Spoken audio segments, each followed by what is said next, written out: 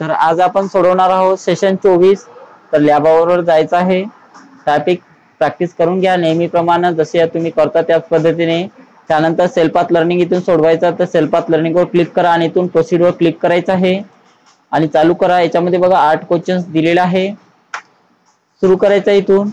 तर पहिला क्वेश्चन बघा, MS एक्सेल मध्ये मासिक खर्चाची शीट तयार करण्यासाठी तुम्ही खालीलपैकी कोणते टेम्पलेट वापराल म्हटलेलं आहे. तर मासिक खर्चाचे शीट बनवण्यासाठी आपल्याला हाऊस होल्ड मंथली बजेट या ऑप्शनवर क्लिक करायचं आहे.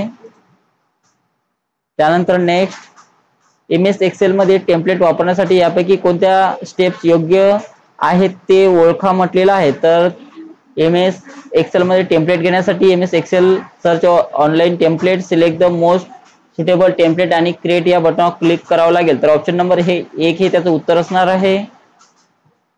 त्यानंतर नेक्स्ट MS एक्सेल मध्ये नवीन फाईल सेव्ह करण्यासाठी यापैकी कोणत्या स्टेप्स योग्य आहेत ते ओळखा जेणेकरून तुम्ही ती एडिट करण्यासाठी परत येऊ शकता म्हणत आहे.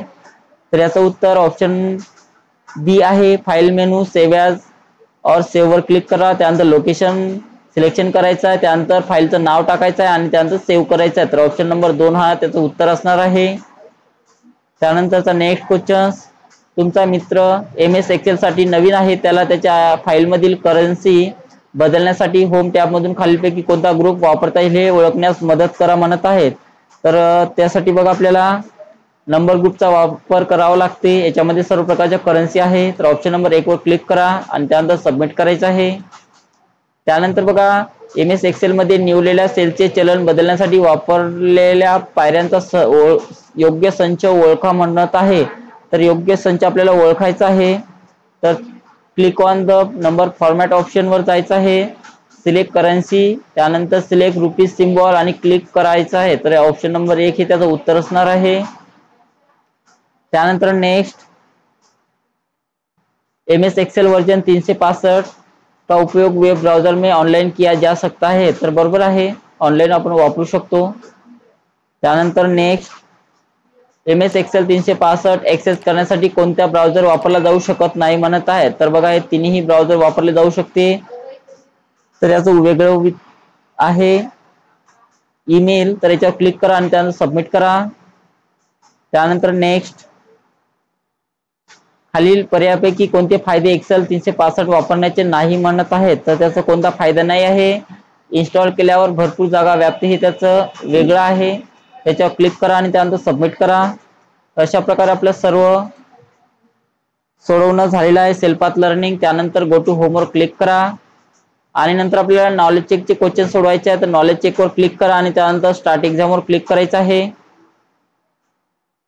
त्यानंतर नेक्स्ट बटनावर क्लिक करा. याच्यामध्ये 10 क्वेश्चन्स आहे नॉलेज चेकचे. तर पहिला क्वेश्चन बघा, पुढीलपैकी कशामुळे तुम्हाला रोज व कॉलम्स हेडर पाहणे शक्य होते म्हणत आहे. तर याचं उत्तर शो रो हेडर आहे. त्यानंतर अकाउंटिंग नंबर फॉर्मॅट खाली डॉलरचे चिन्ह भारतीय रुपयाच्या चिन्हात बदलण्यासाठी कोणत्या करन्सी टाईप तुम्हाला सिलेक्ट करणे गरजेचे आहे. तर त्यासाठी बघा रुपीचं चिन्ह घ्यायचं आहे, ऑप्शन नंबर 2. प्रोजेक्टेड कॉस्ट व ऍक्च्युअल कॉस्ट मध्ये फरक असतो तेव्हा डिफरन्सेस कॉलम मध्ये काय घडते म्हटलेलं आहे. तर डिफरन्सेस कॉलम मध्ये व्हॅल्यू लाल रंगात बदलते हे त्याचं उत्तर आहे. त्यानंतर बघा महिन्याच्या खर्चाचा शीट मेंटेन करण्याचा फायदा काय असतो म्हणत आहे. तर त्यासाठी त्याचा फायदा आहे तुम्हाला खर्चाचा ट्रॅक राहण्यास मदत होते. 1 तुमचे पैसे हुशारीने खर्च करण्यास मदत होते. 2 तुमचे पैसे वाचण्यास मदत होते. 3 हे तिन्ही त्याचे उत्तर आहे आणि त्यानंतर सबमिट करा. MS एक्सेल मध्ये डॉक्युमेंटच्या वरच्या बाजूस उपलब्ध असलेले सेव्ह बटन ओळखा म्हणत आहे. तर सेव्ह बटन हे आहे 4 नंबरचं. गुगल ट्रान्सलेट रिअल टाइम मध्ये बोलल्या जाणाऱ्या भाषेचे भाषांतर कसे हँडल करते म्हणत आहे. तर ते व्हॉइस इनपुट वर करत असते. तर याचं उत्तर 4 नंबर आहे. त्यानंतर बोलल्या जाणाऱ्या भाषेचे रूपांतर किंवा भाषांतर करण्यासाठी संभाषण मोडमध्ये कोणती इनपुट पद्धत वापरली जाते म्हणत आहे. तर त्यासाठी व्हॉइस इनपुट वापरले जाते.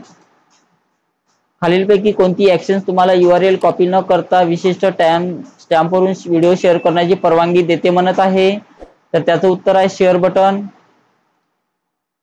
तंत्रज्ञान, मनोरंजन, डिझाईन किंवा TET चर्चा म्हणजे काय म्हटलेलं आहे तर त्याचं एक माध्यम संस्था जी विनामूल्य वितरणासाठी ऑनलाईन चर्चा पोस्ट करते, त्याचं उत्तर आहे ऑप्शन नंबर 4. त्यानंतर आहे बघा, स्मार्टफोनच्या कॅमेराद्वारे एखाद्या वस्तूचा किंवा लिव्हिंग थिंगचा मोठा फोटो कॅप्चर करण्यासाठी वापरलेले योग्य ॲप ओळखा म्हणत आहेत, तर त्यासाठी डिजिटल मायक्रोस्कोप वापरले जाते. तर ऑप्शन नंबर 2 हे त्याचं उत्तर असणार आहे आणि त्यानंतर सबमिट करा. तर अशा प्रकारे आपलं सर्व नॉलेज चेक सोडवणं झालेलं आहे. त्यामध्ये SIM वर क्लिक करायचं आहे आणि यामध्ये एंड एक्झाम हे नाव टाका आणि त्यानंतर कन्फर्म बटनावर क्लिक करा, ओके करा. तर आपल्याला पूर्ण मार्क मिळालेले आहे. त्यानंतर आपल्याला guided do it yourself सोडवायचं आहे, त्याच्यावर क्लिक करा आणि इथून रिझ्यूम वर क्लिक करायचं आहे किंवा स्टार्ट एक्झाम वर क्लिक करा. त्यानंतर नेक्स्ट बटनावर क्लिक करायचं आहे आणि याच्यामध्ये सुद्धा 10 क्वेश्चन्स दिलेले आहे. पहिला क्वेश्चन्स लावा इथून.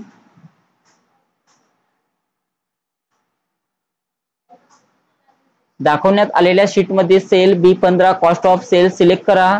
ती मिडल अलाइन करण्यासाठी या पद्धतीचा वापर करा म्हणत आहेत. तर B15 सेल मध्ये म्हणत आहे, तर कॉलमचा B घ्यायचा आहे आणि रोचा 15 निवडा. B15 इथे क्लिक करा. त्यानंतर इथे मिडल अलाइनमेंट दिलेले आहे, तर या मिडल अलाइनमेंटवर डायरेक्ट क्लिक करायचं आहे आणि त्यानंतर सबमिट करा. नेक्स्ट.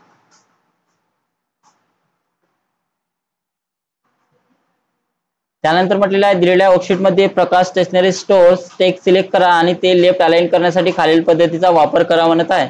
तर प्रकाश स्टेशनरी स्टोअर्स या शब्दाला किंवा या नावाला सिलेक्शन करायचं आहे आणि ज्यातून आपल्याला लेफ्ट अलाइन द्यायचे आहे. इथून लेफ्ट अलाइन द्या आणि त्यानंतर सबमिट करायचं आहे. नेक्स्ट.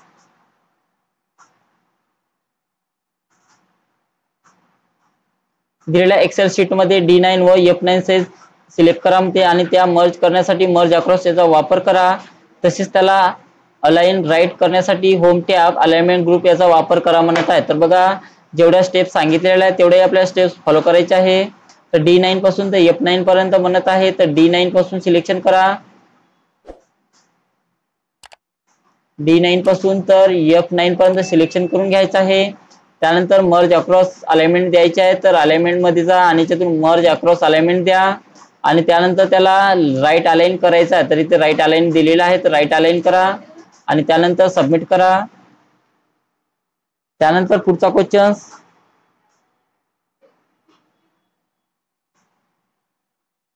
दिलेल्या वर्कशीट मध्ये F3 सेल सिलेक्ट करा. फॉन्ट साइज 10 करण्यासाठी होम टॅब फॉन्ट ग्रुप याचा वापर करा. तसेच त्याला standard red fill colour apply करण्यासाठी खालील पद्धतीचा वापर करा म्हणत आहे. तर बघा, स्टेप बाय स्टेप आपल्याला करायचं आहे. पहिले म्हटलेला F3 सेल सिलेक्शन करा म्हणत आहे, तर कॉलमचा F घ्या आणि रोचा 3 घ्यायचा आहे, तर F3 ला सिलेक्शन करा. त्यानंतर त्याची साईज किती करायची आहे, 10 पॉईंट. तर साईज मध्ये जा आणि ज्यातून 10 साईज याची करायची आहे. त्यानंतर काय म्हटलेलं आहे, तसेच त्याला standard red fill colour apply करायचा आहे. तर स्टँडर्ड रेड फिल कलर देण्यासाठी फिल कलर मध्ये जा आणि ज्यातून स्टँडर्ड रेड कलर इथून द्यायचा आहे अशा प्रकारे आणि त्यानंतर बाहेर क्लिक करून आपलं उत्तर सबमिट करा, ओके करायचं आहे आणि पुढचा क्वेश्चन लावा.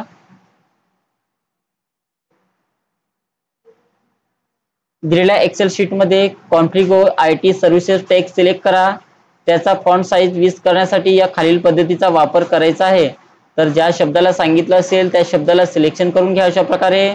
त्याचा फॉन्ट साइज आपल्याला 20 करायचा आहे, तर फॉन्ट मध्ये जा आणि त्याची साइज 20 करायची आहे. इथून ते केल्यानंतर बघा, आपलं उत्तर सबमिट करायचं आहे.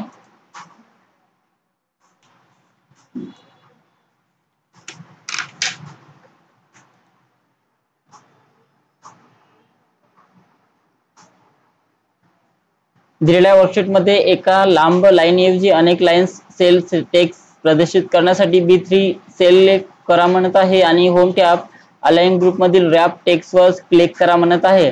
तर कशात म्हणत आहे, B3 मध्ये म्हणत आहे, तर कॉलमचा B घ्या आणि रोचा इथे 3 घ्यायचा आहे. B3 वर सिलेक्शन करा आणि रॅप टेक्स्ट वापरायचा आहे. तर बघा, इथे रॅप टेक्स्ट इथे दिलेला आहे, तर त्याच्यावर क्लिक करा अशा प्रकारे आणि त्यानंतर सबमिट करायचं आहे. पुढचा क्वेश्चन लावा इथून. दिलेल्या शीट मध्ये 2 ते 3 सेलला 1 सेल मध्ये मर्ज करा. B2 ते J2 सेल सिलेक्ट करा आणि होम टॅब अलाइनमेंट ग्रुप मधील मर्ज आणि सेंटरचा वापर करायचा आहे. तर कुठून म्हणत आहे B2 पासून तर J2 पर्यंत, तर B2 पासून सिलेक्शन करा तर J2 पर्यंत, तर B2 पासून J2 पर्यंत सिलेक्शन करून घ्यायचं आहे. त्यानंतर आपल्याला मर्ज अँड सेंटरच्या ऑप्शनवर जा आणि ज्यातून मर्ज अँड सेंटरचा ऑप्शन घ्यायचा आहे आणि त्यानंतर आपलं उत्तर सबमिट करायचं आहे. ओके करा आणि त्यानंतर पुढचा क्वेश्चन लावायचा आहे.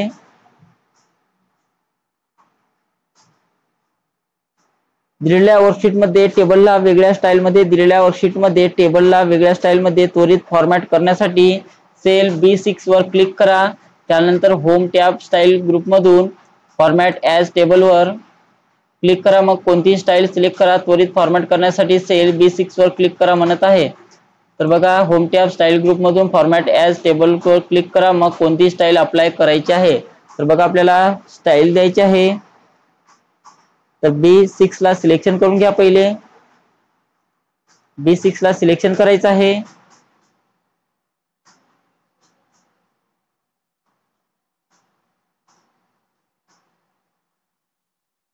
त्यानंतर B6 वर क्लिक केलेला आहे आपण. त्यानंतर फॉर्मॅट टेबलवर क्लिक करा आणि याच्यातून आपल्याला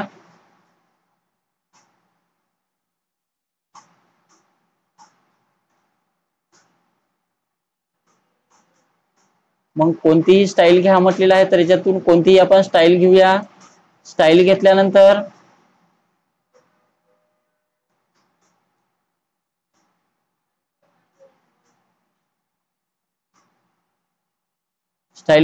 आपलं उत्तर सबमिट करायचं आहे. नेक्स्ट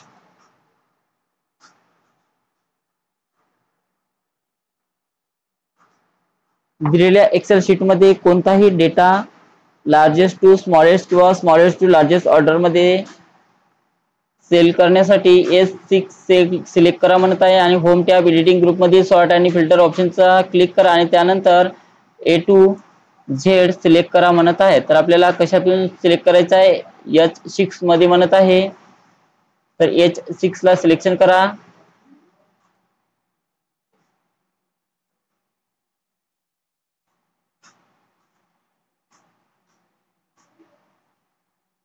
H6 पासून सिलेक्शन करून घ्यायचं आहे. इथपर्यंत सिलेक्शन करून घ्या. त्यानंतर सॉर्ट अँड फिल्टर मध्ये जायचं आहे आणि स्मॉलेस्ट टू लार्जेस्ट ऑर्डर मध्ये सॉर्ट करायचं आहे. तर अशा प्रकारे आणि त्यानंतर आपलं उत्तर सबमिट करा आणि शेवटचा क्वेश्चन पहा.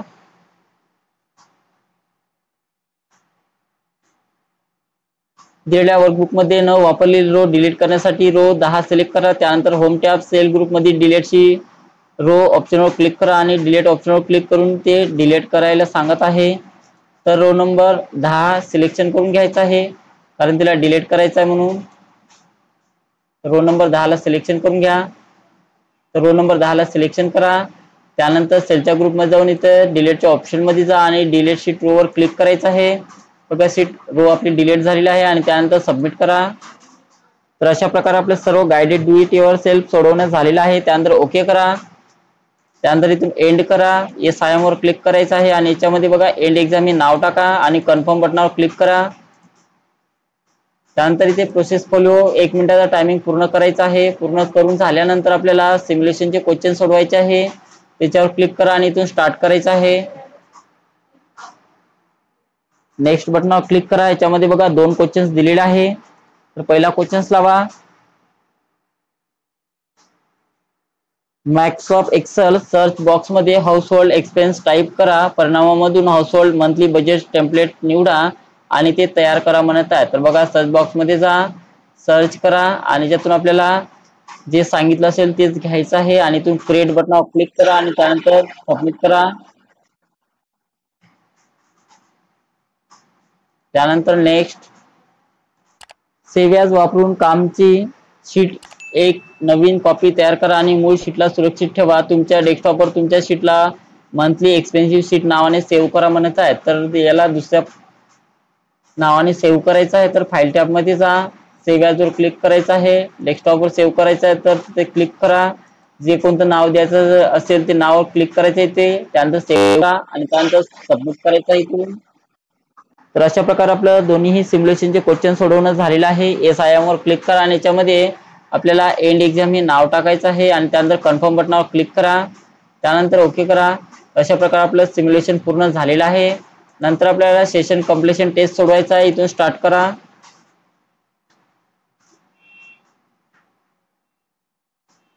नेक्स्ट बटनावर क्लिक करायचं आहे. बघा याच्यामध्ये 4 क्वेश्चन्स आहे. USB ची रचना एक्सपान्शन कार्ड किंवा स्लॉट याचा वापर न करता विविध बाह्य डिव्हाइसेसना सपोर्ट देता येईल अशी केलेली असते म्हणत आहे. तर बरोबर आहे. बीटची संख्या एका वेळी बसमधून जाऊ शकते त्या संख्येला बीट वाईड म्हणतात म्हणत आहे. तर चूक आहे. प्रत्येक कॉम्प्युटर सिस्टीम मध्ये बसेसच्या 2 प्राथमिक श्रेणी असतात, सिस्टीम बसेस आणि एक्सपान्शन बसेस. तर याचं उत्तर बरोबर आहे. सिस्टीम बोर्डवरील विविध इलेक्ट्रॉनिक घटकांमध्ये संवाद घडवून आणणाऱ्या मार्गांना डॅश डॅश म्हणतात म्हणत आहे. तर त्याला बसलाईन म्हटले जाते. त्यानंतर सबमिट करा. येस आय एम वर क्लिक करायचं आहे आणि याला एंड एक्झाम हे नाव टाकून कन्फर्म बटनावर क्लिक करायचं आहे. तर अशा प्रकारे आपलं सेशन 24 सुद्धा पूर्ण कंप्लीट सोडवणं झालेलं आहे.